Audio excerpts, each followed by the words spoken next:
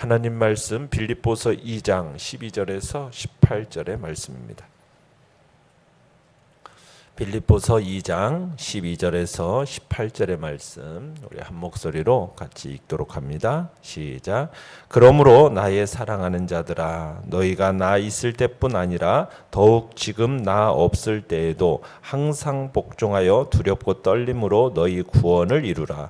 너희 안에서 행하시는 이는 하나님이시니 자기의 기쁘신 뜻을 위하여 너희에게 소원을 두고 행하게 하시나니 모든 일을 원망과 시비가 없이 하라. 이는 너희가 흠이 없고 순전하여 어그러지고 거스르는 세대 가운데서 하나님의 흠없는 자녀로 세상에서 그들 가운데 빛들로 나타내며 생명의 말씀을 밝혀 나의 다름질이 헛되지 아니하고 수고도 헛되지 아니하므로 그리스도의 날에 내가 자랑할 것이 있게 하려 함이라.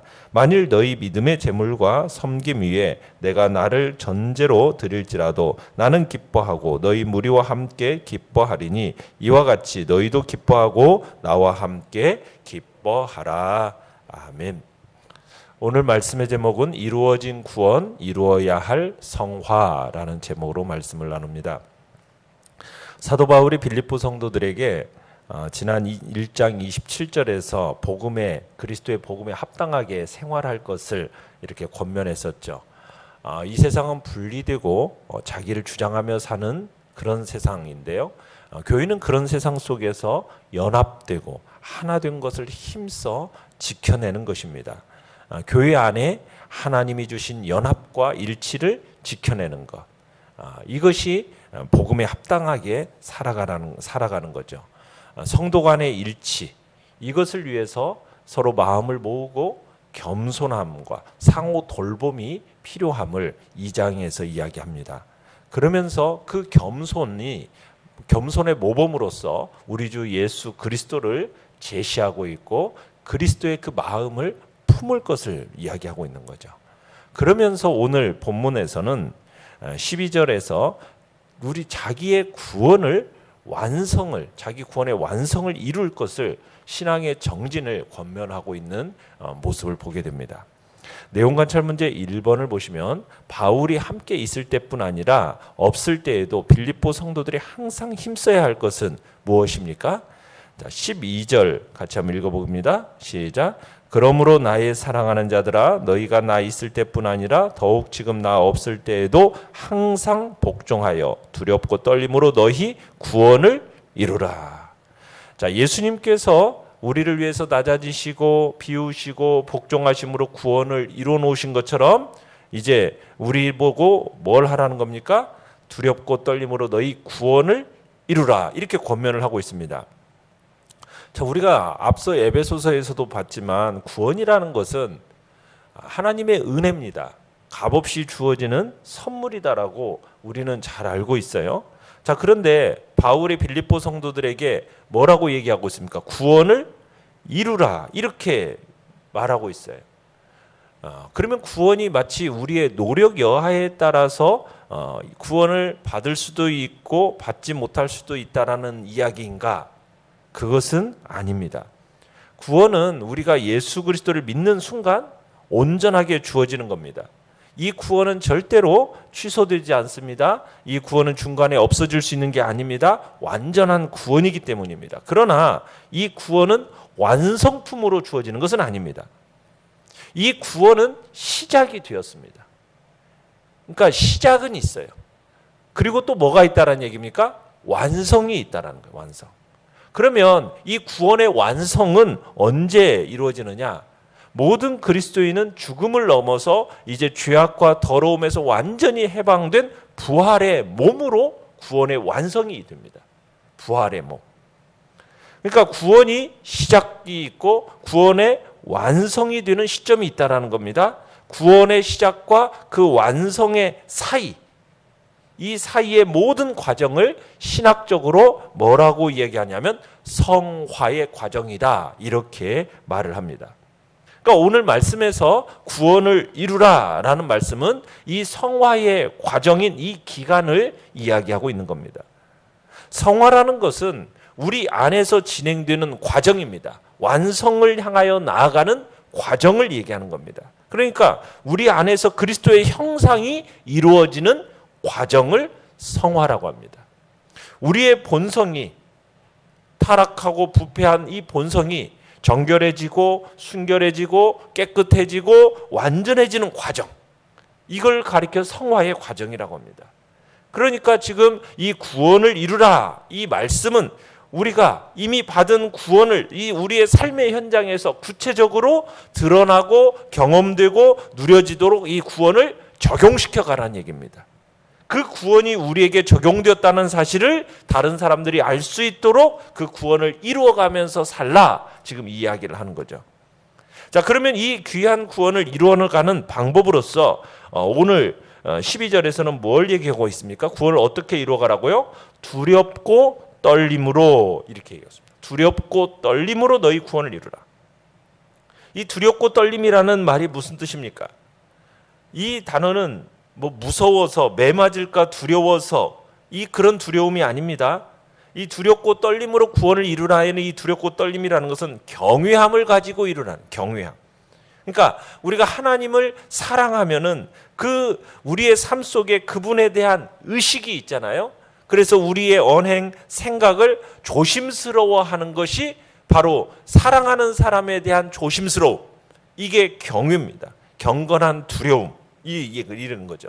그러니까 두렵고 떨림이라는 것은 하나님이 주신 이 구원이 얼마나 귀한지를 알고 그 귀한 구원을 두렵고 떨림으로 온전히 이뤄가라는 얘기입니다. 하나님을 사랑하는 마음으로 그분에 대한 어떻게 보면은 조심스러운 마음, 이런 마음으로 이 구원을 이뤄갈 것을 이야기하고 있는 거죠.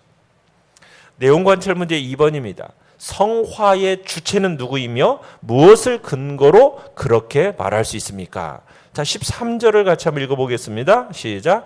너희 안에서 행하시는 이는 하나님이시니 자기의 기쁘신 뜻을 위하여 너희에게 소원을 두고 행하게 하시나니.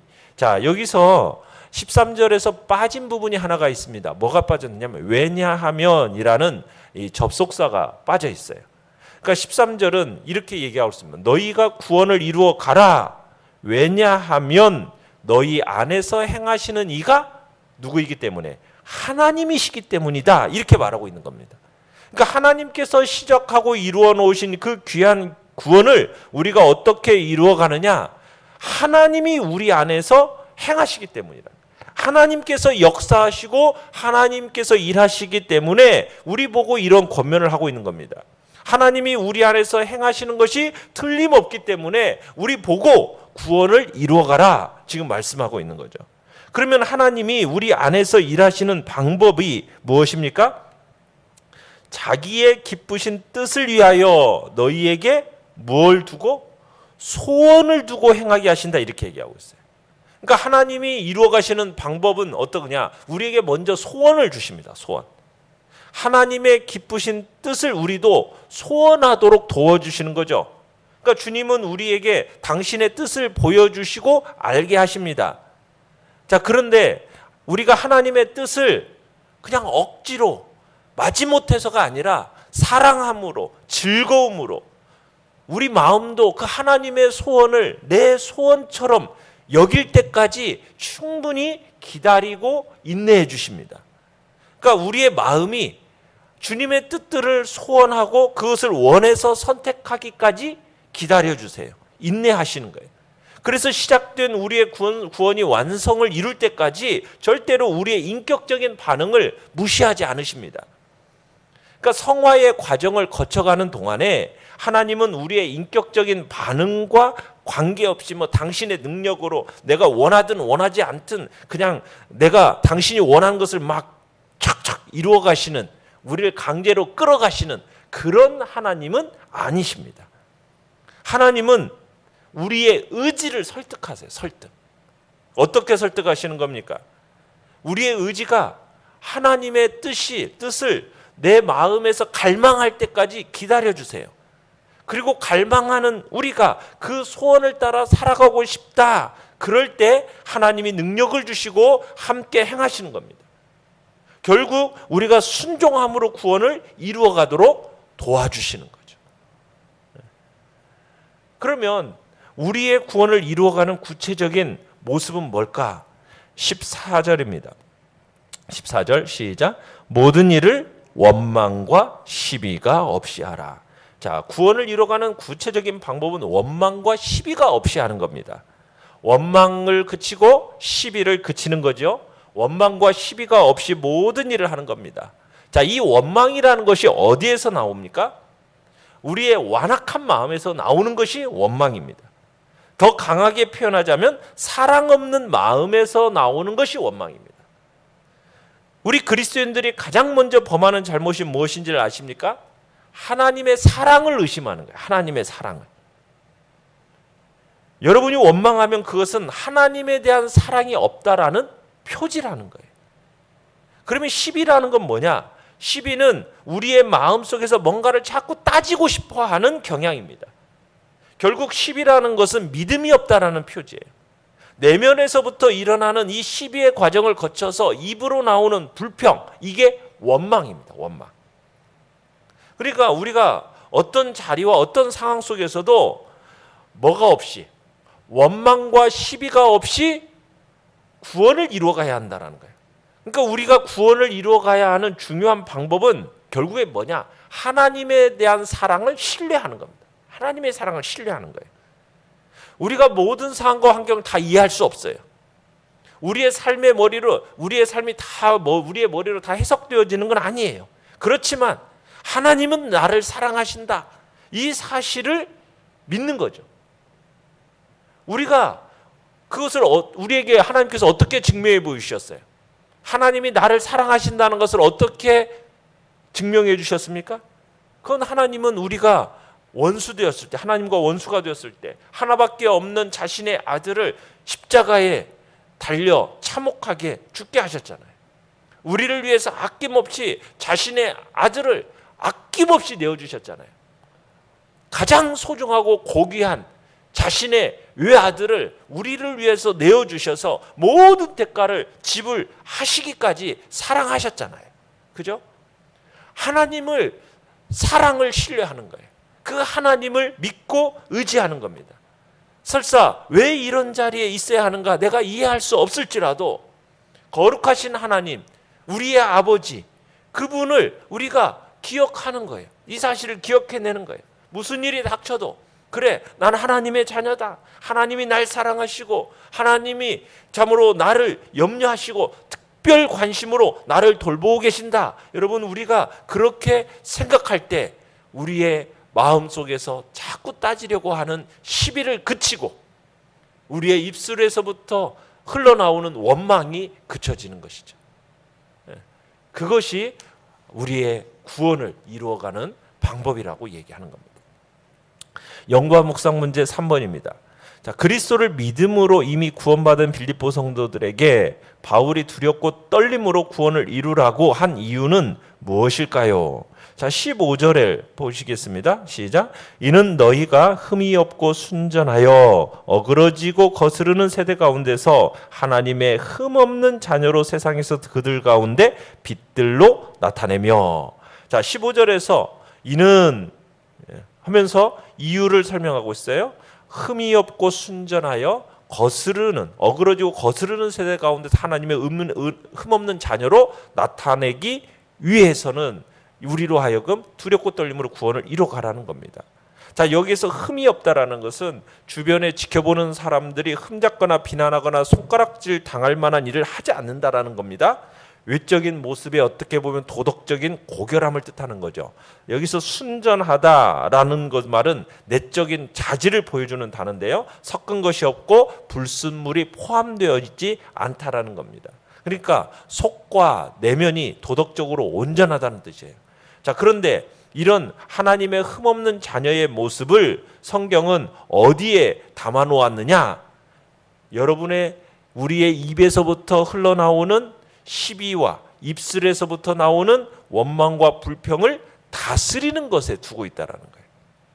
그러니까 하나님은 이 어그러지고 왜곡되고 끝없이 거스르는 이 세대 가운데서 우리의 입술을 다스리고 우리의 내면을 다스리면서 하나님의 흠없는 자녀로 나타나는 것. 이것이 세상에서 그들 가운데 빛으로 나타내는 것이라는 거예요. 그게 빛으로 나타내는 거예요. 그러니까 우리가 우리의 마음속에서 막 불편한 마음으로 왜 내가 이런 상황이야 하면서 하나님을 향하여 원망하지, 이런 모습을, 그건 빛이 아니에요. 그런 모습으로 나타나지 않는 거죠. 세상의 어두움들을 밝히는 빛, 어둠을 밝혀낼 뿐만 아니라 16절에서는 생명의 말씀을 밝혀내요, 이렇게 얘기하고 있어요. 생명의 말씀을 밝혀, 이걸 기대하시는 거죠. 이 시대에 우리를 생명의 말씀을 밝히는 일로 부르고 계신다라는 거예요. 그러니까 우리는 생명의 말씀을 밝혀야 돼요. 어떻게 밝힙니까? 먼저 우리의 존재로서 말씀을 밝혀내야 돼요. 흠없고 순전하여 책망할 것이 없는 그런 사람이 되는 거죠. 우리 안에 있는 생명을 보여줌으로써 지켜보는 사람들이, 야, 저 사람들이 가진 게 도대체 뭘까?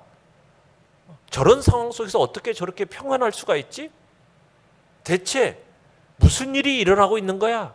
저 사람들은 도대체 뭐야? 이렇게 묻게 만들어야 된다는 거예요. 그러면서 이제 17절 18절에 보면은 끝에 이렇게 얘기했어요. 나는 기뻐하고 너희 무리와 함께 기뻐하리니 이와 같이 너희도 기뻐하고 나와 함께 기뻐하라. 거스르고 왜곡되고 어그러져 있는 이 세상 속에서 우리의 마음과 입술을 잘 다스려서 불평하고 원망하고 그러지 않고 대신에 뭐 하는 겁니까? 감사하고 즐거워하고 기뻐하고 감격해할 때 세상은 우리에게 묻는 거예요. 도대체 너는 어떤 존재이기에 이런 상황 속에서 감사하고 기뻐하고 즐거워할 수 있는가? 이게 바로 우리의 존재로 생명의 말씀을 밝혀내는 일이라는 것입니다. 느낀 점 4번입니다. 어그러지고 거스르는 세대 가운데 흠없고 순전한 하나님의 자녀로 빛을 나타내기 열망하는 바울을 볼 때 어떤 생각이 듭니까? 여러분, 먼저 우리가 살아가는 흠없고 순전한 하나님의 백성들로 살아내야 할 삶의 현장은 어떤 현장이냐? 어그러지고 거스르는 세대라는 것을 우리들이 여기서 보게 돼요. 어그러진다라는 것은 겉모습이 왜곡되고 비틀렸다라는 겁니다. 거스른다라는 것은 속에 있는 성품이 뒤틀렸다라는 거예요. 그러니까 세상 사람들은 모든 행실과 행위뿐만 아니라 이 성품 자체가 어그러져 있어요. 뒤틀려 있어요. 이 어그러지고 왜곡되고 끝없이 거스르는 이 세대 속에서 흠없는 순전한 하나님의 자녀로 우리가 드러나기를 기대하고 계시는 거예요. 그런 세상 속에서 여러분, 그들 가운데 빛들로 나타내야 된다는 거예요. 세상에 살고 있는 그리스도인은 어둠 속에 빛이 되어야 하는 겁니다. 어두운 밤에 달과 빛나는 그 달과 별이 되어야 된다는 거예요. 다른 사람들이 우리를 보면서 도대체 저들의 비결이 대체 뭘까? 어떻게 저런 사람이 되었을까? 어떻게 저렇게 행동할 수가 있을까? 그 이유가 뭘까? 왜 저렇게 우리와는 달라 보일까? 이런 질문을 던지며 살아가도록 해야 된다는 얘기입니다. 그래서 세상 사람들로 하여금, 야, 그리스도인이라서 그렇구나. 저들이 믿는 복음 때문에 저렇게 된 거구나. 저들이 항상 말하던 그 생명의 말씀 때문에 저렇게 된 거구나. 거기에서 유일한 대답을 찾도록 우리는 살아야 한다는 얘기입니다. 그것이 우리가 이 땅에서 구원을 이루어가는 방법이라는 거죠. 그것이 세상 가운데서 우리에게 그런 존재로서 나타나기를 하나님은 간절히 바라고 기대하고 계시는 것입니다. 결단과 적용 5번입니다. 나는 이 모든 일을 원망과 시비가 없이 하고 있습니까? 성화를 이루기 위해 내가 순종해야 할 하나님의 말씀은 무엇입니까? 내가 사랑의 빛, 복음의 빛을 비춰 주어야 할 이웃은 누구입니까? 우리가 오늘도 정말 구원을 이루어가는 과정 속에 살아가고 있습니다. 그 구원을 이루어감에 있어서 우리의 마음에 하나님께서 주시는 소원, 그 소원을 붙들고 살아가시길 바랍니다. 특별히 우리의 마음속에 시비가 없고 우리의 입술에서는 원망과 불평이 나오는 것이 아니라 오히려 기쁨과 감사와 감격과 즐거움으로 이 땅을 살아가서 정말 하나님의 흠없는 자녀로서 빛들로 생명의 말씀을 밝혀내는 그런 복된 자리에 우리 모두가 있기를 간절히 축원합니다. 오늘의 기도 같이 읽겠습니다. 시작. 원망과 시비 대신 감사와 순종을 보이며 하나님의 말씀과 뜻에 더욱 밀착하는 삶을 살게 하소서. 아멘. 말씀을 생각하면서 기도하시고요. 연약한 우리의 지체들을 위해서 기도해 주시기 바랍니다. 이제 2023년을 우리들이 준비하는 복된 또 한 달이 되게 하시고 주님의 오심을 우리들이 기뻐하고 즐거워하고 주님의 이제 성탄을 앞두고 우리가 또 하나님의 영광스러움을 우리 가운데 보여주시길 소원하면서 주여 우리 세 번 부르짖며 나갑니다.